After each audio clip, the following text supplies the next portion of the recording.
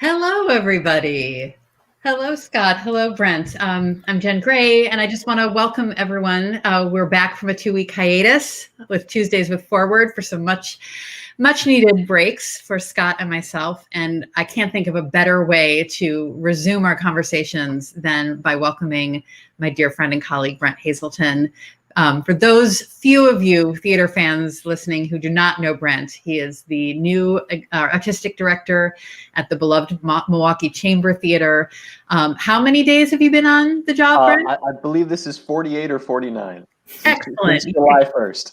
Genius time to take over running a nonprofit theater. But you've been doing some remarkable work and ways of connecting with your audience at Chamber, and thought this would be a wonderful opportunity for us to hear, what's been going on at Chamber since COVID kind of struck our industry. And then we'll particularly talk about your festival that's about to launch. But before we get into that, I just want to remind everybody who may be listening live that they should feel free. Throw a question in the chat up on Facebook or on YouTube, and Scott will make sure we see that and can get to your questions. So Brent, tell me about it. How has it been? Yeah, it's been busy, certainly. A little bit. Yeah, I mean, I had saying sort of 49 days on the job is slightly stretching the truth. I mean, I had all of last season to transition in as Michael Wright was transitioning out. So 49 days flying solo, but it was great to have that season lead up. Which also allowed us to not sort of drop right into COVID world, right? We definitely were able to lead up to that. My colleague, Amy Esposito, our new managing director, had the pleasure of dropping right into COVID world. She started with us part-time in May and then full-time June 1st. So she definitely jumped in right into the deepest possible end of the pool. But for us, like everybody else, it's been an exercise in virtual, in trying to figure out how we continue to fulfill our mission when we cannot gather people physically in person. How do we do that during on these screens and in these environments? Going back to March, I mean, we knew that we had a gala coming up that we absolutely had to do. I mean, on March 12th, we had something like $11,000 in the bank. And all of our income generating opportunities were quickly drying up, having to cancel that last show like everyone else did.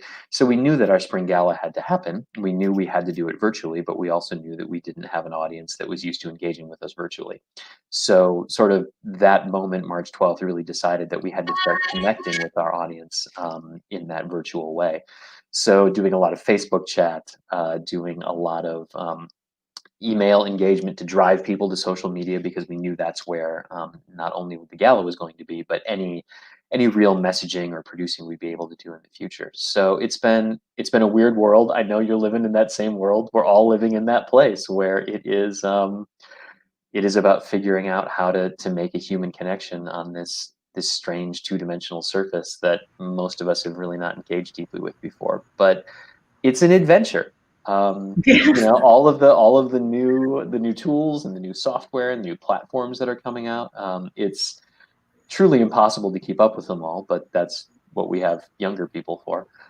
Sure. But it's it does feel like there is, if we can get it right and if we can all survive long enough to take advantage of it, there is definite great possibility before us to figure out how to connect the work that we do with people that we aren't normally able to connect it to, regardless of whatever those barriers are. So we're trying to stay super optimistic. We're trying to find all sorts of new ways to express that mission and figure out how to use these fancy tools to do it. Yeah. So at the point at which what we all imagined the 2021 season was going to look like pre-COVID, Chamber had already announced what their 2021 season was going to be. Forward, we announced our season 3 days before everything shut down. It's good timing, right? It's good timing. So you definitely had a planned slate, and then clearly at some point in the course of the spring, it became clear that you were going to have to make some changes. And so just share what you can about how that decision-making process. Sure. I mean, we held on as long as we could, sort of waiting for the situation to resolve itself. The first show that I programmed was a musical called Passing Strange, which was on Broadway a little more than a decade ago, which would have been the most expensive show the Chamber had ever produced by double, certainly the largest thing we'd ever put on stage. Um, and even if we had been in a situation where musical theater was okay to do and move forward with, the economic risks of that would have just been absolutely untenable in a situation where people would have been maybe a little sensitive about coming to the theater. But we programmed that show because it's really important moving forward with Chamber that we are engaging with a greater cross section of our audience than we have in the past. The mission of Chamber is this local focus, supporting local artists, engaging local audiences, and the goal now is to expand that local focus underneath an umbrella of inclusion and representation that creates, ideally, what we're working toward is a fully desegregated space that everyone in the city can come to and engage in the conversation about how we can make Milwaukee its best self for everybody who chooses to call it home. And Passing Strange was a very intentional start to that conversation, saying right out of the gate to our Black and African American audience members, you're essential to this journey. We can't do this without you. This conversation in the city cannot happen without you. We're interested in making sure that you are a core active part of this conversation right away and for a long time to come. So when we had to move away from that show, all of those principles still certainly still existed, and we're still compelled to fulfill them. And at about the same time we were making that choice, the Ahmaud Arbery video was coming out, Breonna Taylor was murdered, George Floyd was murdered, this huge sort of critical mass and groundswell in a consciousness of racial ethics and anti-racism in this country, and feeling pretty deeply as an artist that, well, we have to respond to that somehow. But we can't respond to it because we can't get people together. So how do we do that? So got together with Malkia Stampley and Tamonte Henning and just sort of had that open-ended conversation. And what came out of it was the first annual Milwaukee Black Theater Festival, all virtual, but produced in partnership with Black Arts MKE, Bronzeville Arts Ensemble, Lights, Camera, Soul, and Empower Theater Group for Black-run, Black-focused companies in the city. And it's great to be producing the event. We've sort of said for a couple months now that we're definitely building the plane as we are flying it, which is 100% true. And now as the plane is definitely in the air and flying faster and faster and faster, and we're getting very close to having to figure out how to get down to the runway, certainly building even more and more frantically. But it's been an incredibly rewarding endeavor. There seems to be a lot of enthusiasm in the city around it. Mhm. And we just need to figure out how to get all these virtual stories on screen as well as we possibly can, so that we're laying the right foundation to come back and do it even bigger in year 2, when hopefully everyone is able to gather in person again. Yeah. I'm so excited for this festival. I already have my pass. Excellent. And I love both Melkia and Demonte are artists who've worked with Forward multiple times. So, you've got wonderful creative partners with this. Describe for everyone how the festival is going to work from the audience perspective. Describe how the passes work and what kind. I know there's a lot of sort of bonus programming that you're offering. Yeah, we're trying to create with this festival the largest conversation we possibly can, because it is about a conversation. We've been referring to it in all the messaging as Milwaukee's 180th bridge, right, between inside the Black community, inside the Black theater community, the Black community, and the rest of Milwaukee. So the surrounding content is crucial, because we don't just want to sort of drop virtual play readings on people, but actually create a multifaceted experience that allows people to deepen their engagement with the themes of the plays, and also to really expand, for anyone who's not aware of it, just to begin to scratch the surface of the amazing depth of Black artistry that is in this community through a wide variety of genres. So the festival's built around virtual readings of 3 plays: Kill Move Paradise by James E. James, Stew by Zora Howard, and Home by Sam Art Williams. And then we're surrounding each of those in what we're calling these little sort of modules with other content. So other written responses, some spoken word poetry, short plays. Gavin Lawrence has a really remarkable 7-minute monologue that he's written and performed in there that's just, I cannot wait to share it, and fits so well with Kill Move Paradise thematically. We've got some original songs from a lot of really special Milwaukee artists, and don't have everything up on the website yet because we're still getting material in and sort of finalizing all of that. But musical artists that are very at sort of the front end of kind of genre-defying Black music in Milwaukee, which is really, really, really exciting. And then conversations with local leaders to bed the themes from the plays down in the community really closely. So all told, each of those, excuse me, each of those little modules should be, including the play, right around 3 hours of material between the conversations and the supplemental artistry and the plays themselves. So we're hoping that people feel like that's a very full artistic, ideological, emotional meal. So in terms of the passes, that content is all living on the Milwaukee Black Theater Festival website, which is a subsite of the Milwaukee Chamber Theater website. Everything lives behind a paywall of that content.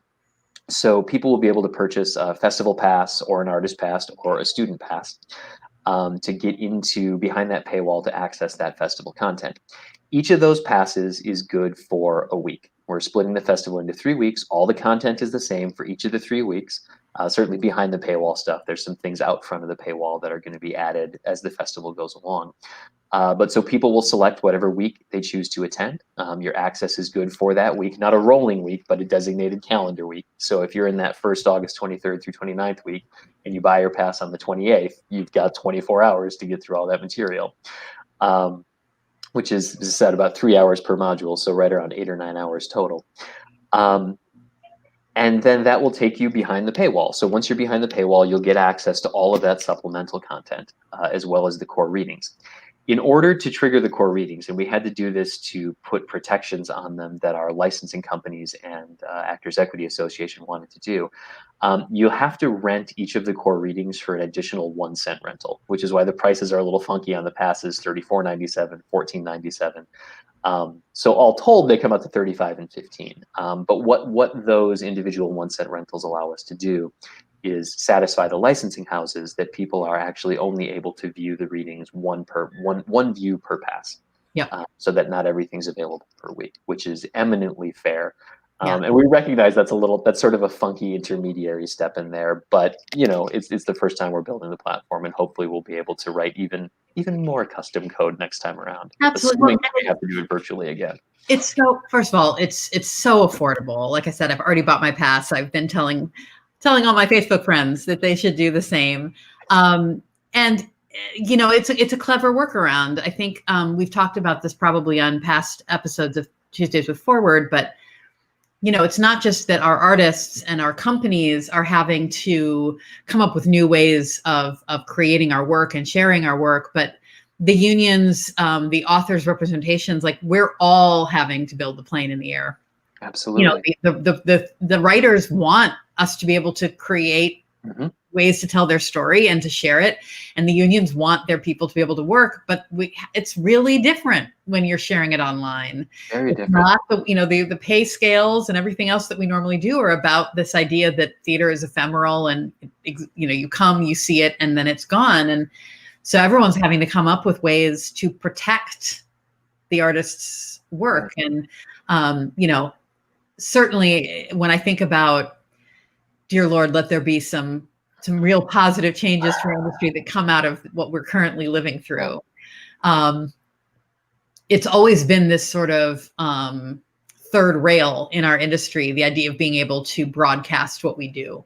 Right. And I understand all the reasons why that's so, but I also know that the fact that we have not been allowed to broadcast anything has created access issues and barriers for potential audience and community partners. And so I keep hoping that, we're going to have this season where it is such a huge part of what we all do to survive. And I really hope that as we come back to rehearsing in the same room and performing in front of a live audience, that all of the stakeholders see the potential value in sharing our work digitally in very limited and controlled ways, for sure, but still being able to do it. And so hopefully everyone will be developing smoother and easier ways to do it than the $14.97 and 3 110. Exactly. Right. Exactly. Yeah. But Exactly. for now, I didn't know that was how you were doing it when I logged in to buy my pass. I was like, oh, that makes sense. I understand it. Yeah. That seems like a reasonable workaround. Yeah, good. We hope so. We hope everybody feels that way. But it is, the access points for the audience are different too, and all of the adjustments that we have to make, we also have to make allowances for people having to find these new pathways to our work. It's everybody has to relearn it again, and Yeah. we just have to get there. But it's this notion of the virtual subscription that you're talking about, these tools and practices that we're building now, lasting moving forward. Not just to acquire new audience, but how many times do we talk about subscribers aging out of theater attendance? Yeah. Right? People who simply can't attend the theater anymore. What if we were able to continue to deliver subscriptions to them virtually? Yeah. I mean, it's really the. I am glad in so many ways that the genie is out of the bottle, because, as you said, as this third rail, it has been, the part of the map labeled "Dragons Be Here," right, where Yeah. nobody has wanted to sail for so long. And now, by necessity, we're just there. And now we have to figure out how to deal with it. We have to figure out how to live in this world. And hopefully we are able to use its powers for good Yeah. moving forward. But even monetization is very different. When you think about selling a ticket, most people come to the theater in groups of more than one. Most of those groups are from that individual's household. Now, household access is one ticket. Right. So, sort of immediately, your income stream, as you're talking about these differences of live revenue versus virtual revenue, your income stream is almost cut in half immediately, just by virtue of people sort of going, oh, well, we only have to pay for one access point, and Yeah. however many people we can fit on our couch, or are the number of people who can see it. So those are really real hurdles that we're going to have to get by, just in terms of base viability. Yeah. And we can ask people all we want to say, hey, if you could please buy 2 passes if there's going to be more than one person watching this.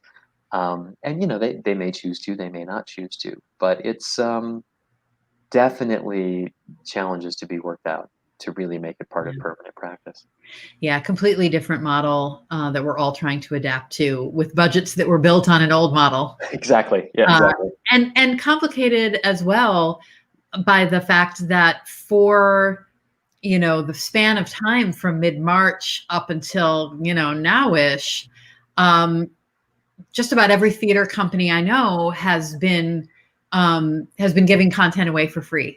Yep.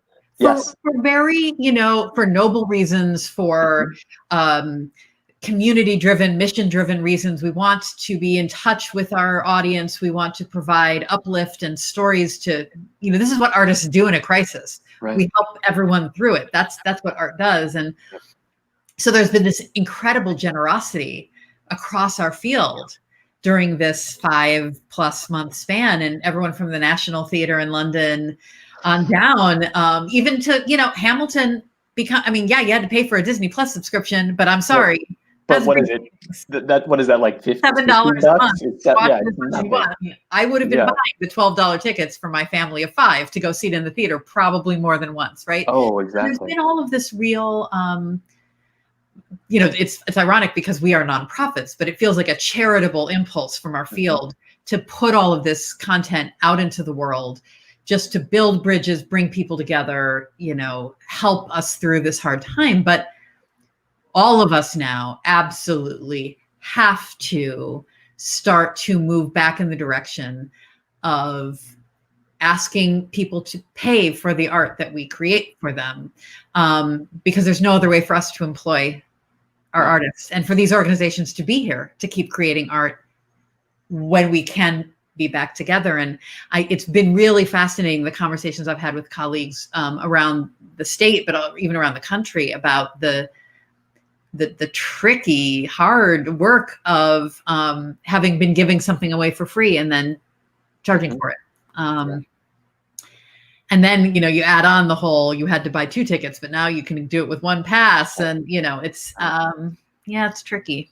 And also, all of the increased expenses that come with virtualization. Yes. Right? Where has a film crew been in any of our production budget lines? Yeah. Right? Nowhere. It's not there. But all the other stuff is still there. Yeah. So it is more expensive to produce content that will, in theory, generate less income. Yeah. And Yeah, there are lots of conundrums that we still have to solve as an industry, but the only way we're going to solve them is by doing, right? I mean, we Yeah. can only sit with the whiteboard and sort of play with numbers and flowcharts for as long as we possibly can before we actually just have to do it and just have to figure it out by getting in there and jumping into the pool and getting our hands dirty and seeing what happens. I mean, we with the festival, we're only now August 18th. I mean, we're maybe 10 weeks out since the original foundational conversation, and only 9 weeks out from when we pulled Sherry Williams Pennell into the conversation and said, hey, you're surprised you're part of this too.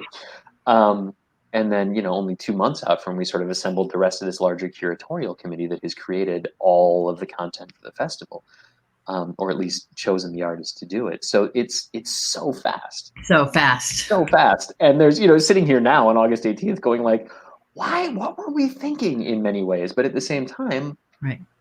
we couldn't have done anything else. There's no alternative, right? I mean, there's a conversation that has to happen in our community. As you say, we are, as the artists, the leaders and the curators in many ways of that conversation. So we got to figure out how to have it. Yep. And the fact that it took us 2.5 months to figure out how to have it as opposed to 6 months feels very like an accomplishment that we're, when we remember to, are giving ourselves a second to celebrate. Yeah. But it's fast and furious. And you guys are virtual rehearsing now. What's your world like? We had our first rehearsal today. Right. For Happy the first rehearsal. Main stage, for whatever that means anymore, show of our season. But yeah, Lifespan of a Fact, which was scheduled before all this happened to open on September 11th. It will still open on September 11th. Nice. But today was the first rehearsal, and it's remarkable the way, everybody, but the design team in particular, has just thrown down, and they're like, awesome. Cool. Because we told them all from the get-go, we're paying all of you. Mm-hmm. We're going to rehearse this thing on Zoom and we're going to share it digitally, but you're all part of the team. We need your artistry to help tell this story. Let's look at what we've seen happen on Zoom and such so far. What happens if you have all the resources that you would normally have, in terms of time and finances? Yeah. How can we kick it up a notch? Can we push the envelope of what that looks like? And so the storyboarding and stuff that's been done, and spending money on a lot of things that were not in the budget before. Sure. But I'm really excited about it. It's great actors, and Joe Hanreddy is coming. I mean, I'm so sad for him because before he was the artistic director at Milwaukee Rep for such a long time, he was the artistic director at the Madison Rep. And the Playhouse was his old theater, and he hasn't been back in decades. And this is going to be his triumphant return. And I mean, he's sort of coming back to Madison, but not really, not in person. But it's exciting. But we've all been on a crash course this summer, but we don't know yet what we don't know. Right. And we'll find out over the next few weeks. Yeah. But I'm feeling really, really proud and excited for that team and everything that they've already figured out how to do. It's pretty cool. Awesome.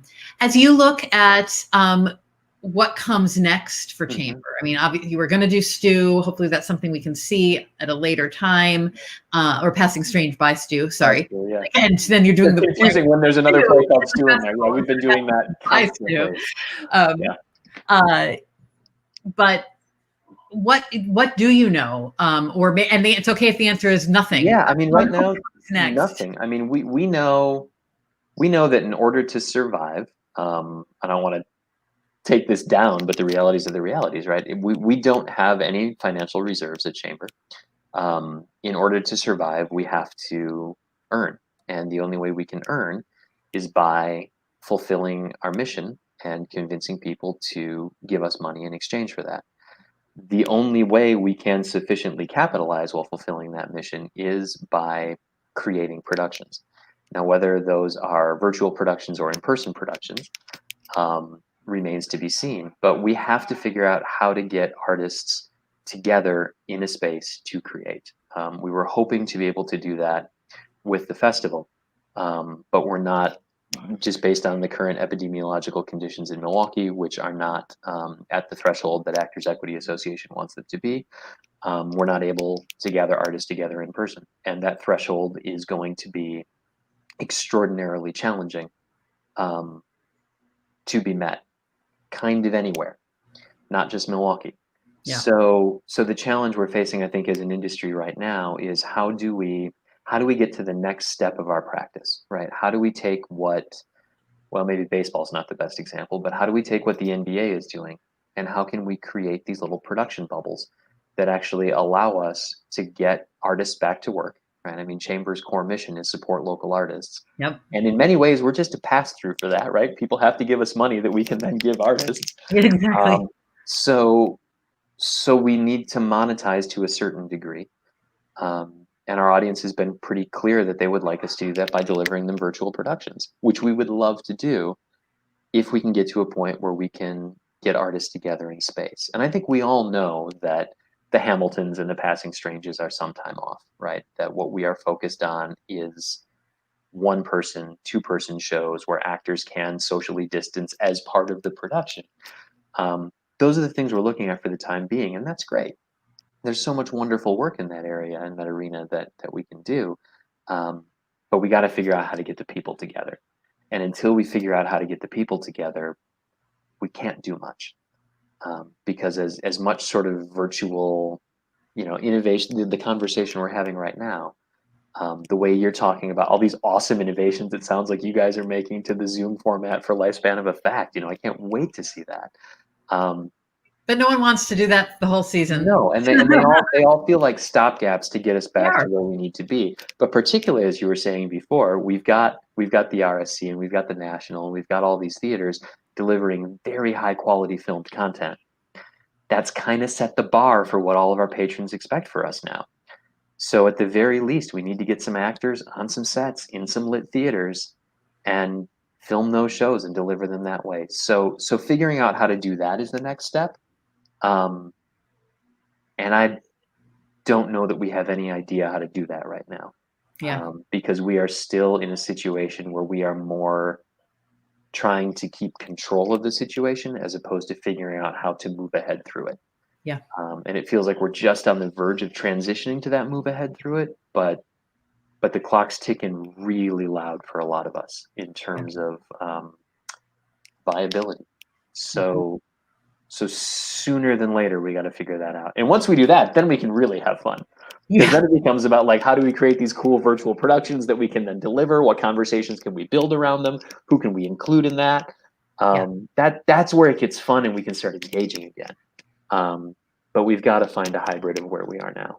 Yeah. And as of right now, there's not a path to that. Yeah.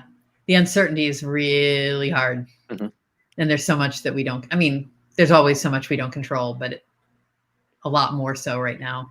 Much more. But one thing everybody can control is going to chambertheater.com or .org, sorry. And either one will get you there, actually. I want to get you there. Great. And yes, thank you, Scott, for putting that down on the crawl and purchasing your pass to see the Milwaukee Black Theater Festival. There's swag. You can buy sweatshirts and t-shirts. Buy a t-shirt, cool logo. And doing that, know that you are giving money to Chamber so that Chamber can give money to all of these artists. Yeah. And that's an awfully virtuous circle. So, see, look at that cool t-shirt. Everybody's it's a good looking shirt, right? It's a good looking logo. Local designer put it together. It's really, it's great. Well, it's really exciting that you're doing this, Brent. And I know what a heavy lift this has been for you and for your staff and for the organizations that you've brought together to work on and create this festival. Again, so many wonderful artists that we know and love here at Forward. So I'm just so excited to see all of this content, to support the artists involved. Hope that you'll get a really robust turnout for this. Thank you. And then, we'll talk again soon, I guess. Definitely. We'll come back and tell us how it went. Yes. But thank you so much, Brent Hazelton, for joining us. Thanks. My pleasure. Thank you for having me. This is great. Yeah, thanks everyone who's listening. And I hope that you will come back and join me again next Tuesday for another conversation with another wonderful arts leader. And have a good night, everybody. Cool. Bye. Thank you. Bye.